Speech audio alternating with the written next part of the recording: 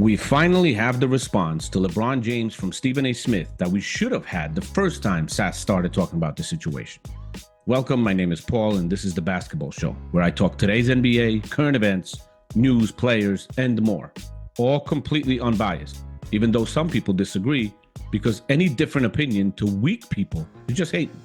Truth is truth, and I try to stand by that. So, Stephen A. Smith addressed the confrontation with LeBron James the day right after, and I originally said that it was a very timid Stephen A. Now, when he first spoke about the situation, Stephen A. looked intimidated and almost shut down. It was like, it wasn't even like Stephen A.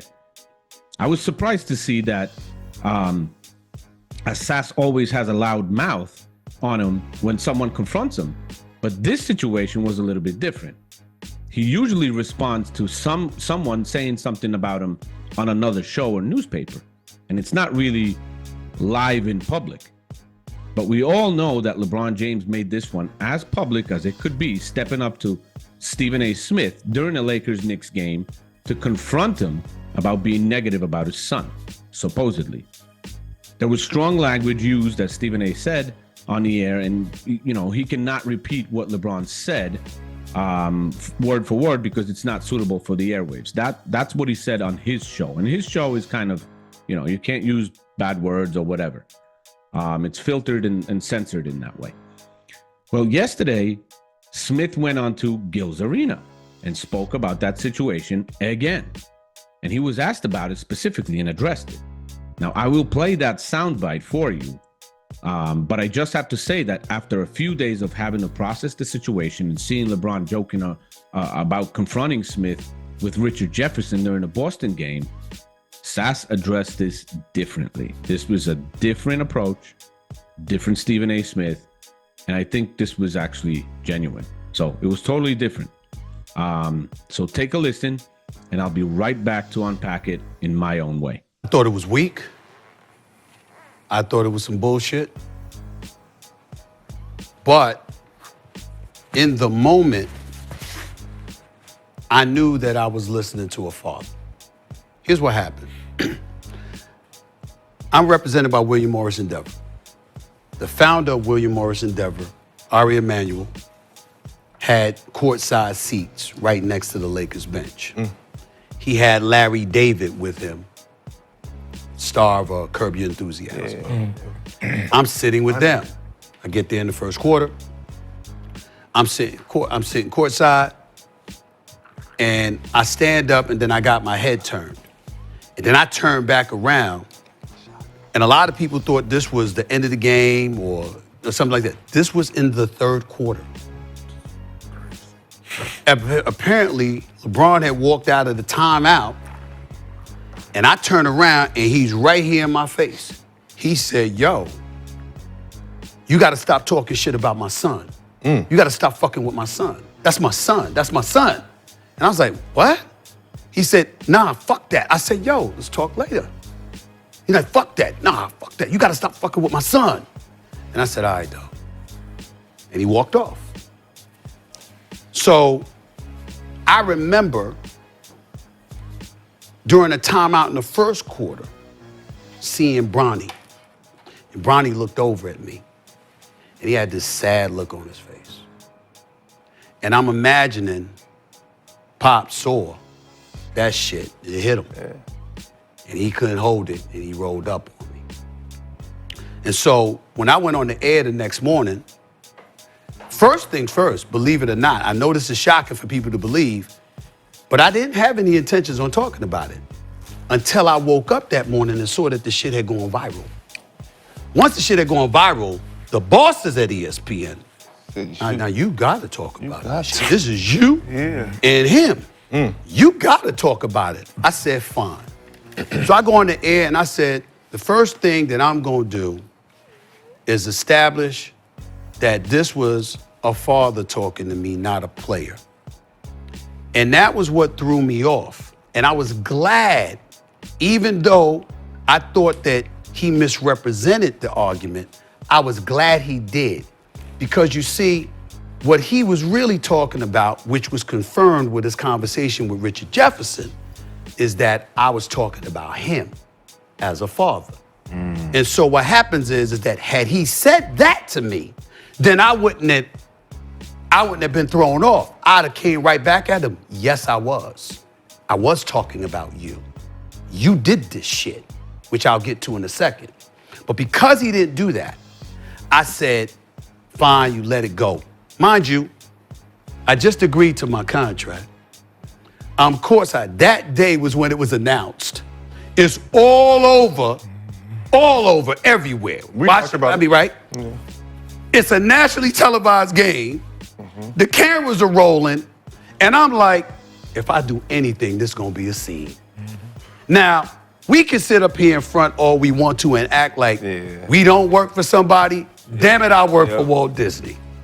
And if I had gotten into some shit with him at courtside right there at that moment, no matter how right I would have been, it would have been wrong. And I was like, I'm not gonna do this. But once I saw the tape of him talking to Richard Jefferson Saturday night in Boston, that was when I got really pissed because that was confirmation. Now let's get to the father thing. And I'm so glad y'all asked me about this shit because all I would ask is that I've been around for 30 years. Tell me the parent that said they heard me talking about them. I've never done it. What happened was this man was the one that said, you want me, draft him. I'll come play anywhere he's at. It ain't even about the money. This man is the one who said he's better than some of the NBA players are right now when he was in high school.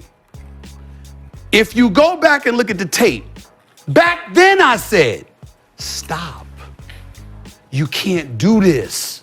If you do that shit, you're bringing more pressure on your son. LeBron, stop. I said it then. This is before he got drafted. Stop doing this. So I can't judge him. But then they said, oh, he going pro. So then once you say he's going pro, okay, you're talking to the scouts and the evaluators and everybody else. Yo, man, this is them. He'll be lucky to be a second round pick. He'll be lucky. He ain't ready, blah, blah, blah. And I'm like, I ain't seen him, y'all. I haven't seen him. Then all of a sudden, Rich Paul and others at Clutch, and then the story headlines follow. Boston might be interested, Golden State might be interested, Phoenix might be interested, Clippers might be. You start hearing all of this, and you're like, this could be true, or this could be them wielding their magic to make it look such a way.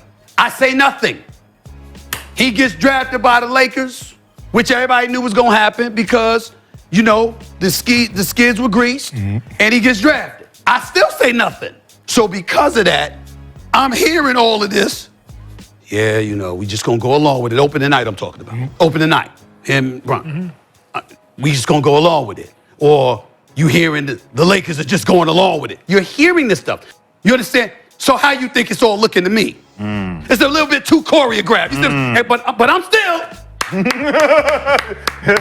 I'm still like this. Congratulations. You know what I'm saying? Because I'm thinking, let's have this moment because LeBron deserves it.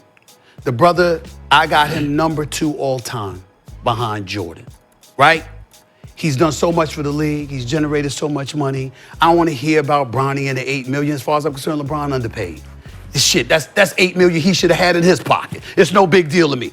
But the one thing I did say was, that one game right there is the moment. Now you got to go to the G League and earn your stripes. Instead, he's playing and playing and playing. And I'm getting stats. And he go against Philly. They put him in the first quarter.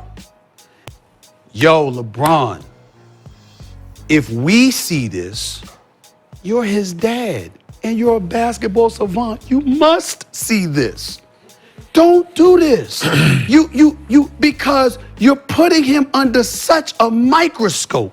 It's gonna be too much for him to overcome. Give him a chance. So that's what I said. And because I prefaced it by saying, as a dad, the only reason I said as a dad is because you marketed yourself as his dad. Yep. to help him get into the league. First words from Stephen A. That's weak. That was some bullshit. That showed everybody that this is a different mindset for Stephen A. Stephen A stood up for himself a little bit, not maybe to the point I would have liked him to, but he basically told LeBron, you ain't my king, my brother. So James knew exactly what he was doing during the situation during the Lakers and Knicks game. He knew who Stephen A was sitting with and who represents him. That was his agent there and somebody else he was describing in that interview.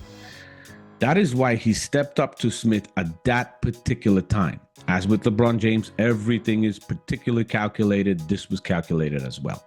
He knew Smith signed a huge deal, and it was going to embolden him even more to say anything he wants on his show now that he has, the new deal signed. So I think LeBron wanted to do this in front of Smith's representation, to have them have a chat with him and curb him a little bit. Well, I don't think it worked out quite like LeBron envisioned it. Very important bit of information that many people seem to miss, including me, by the way, is that Stephen A. Smith said he works with Disney, which I was partially aware of, but I didn't connect it to. And if he would have gotten into a shouting match with LeBron of any kind, it would have reflected bad on him at that moment during the nationally televised game. And I can understand that. He was right. Many weak-minded people would just let their emotions take over, and they wouldn't be able to hold back at that moment. To tell you the truth, I'm kind of thinking that this might have been done on purpose by LeBron James. For the sneaky guy that he is, and he might have hoped Stephen A. retaliates right then and there, and possibly it might end up where he would have some kind of a breach of his contract automatically, and the deal would have been null and void for Stephen A. Smith within a day after signing it. I can put it towards LeBron, and I think he calculates things so much that that's actually a possibility. Now, knowing LeBron James and seeing his behavior, not his words, because he says one thing, he does the other. His behavior over the years, that's exactly some kind of shady shit he would have tried to pull. And I actually applaud Smith for keeping quiet at that particular moment during the game and not making a scene. People would have wanted to see something, but, it wasn't the right time or place. Now, Smith would have hurt himself more than anything he could say or do to LeBron at that particular time. He did say, whoever drafts Bronny, that's who I will play for. And coincidentally, he signed the Laker extension same day that they agreed to draft Bronny. Isn't that a surprise?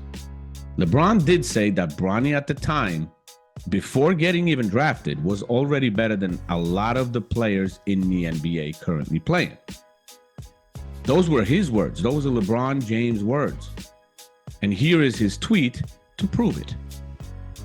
Stephen A. is correct in saying LeBron brought this pressure on his son himself by making all these stupid comments. The problem is LeBron is so blinded by his ego and being the king that he started believing that crap. I'm literally sure of it. And by now thinks that everyone is his peasant and will bend to his will and blindly go by what he says.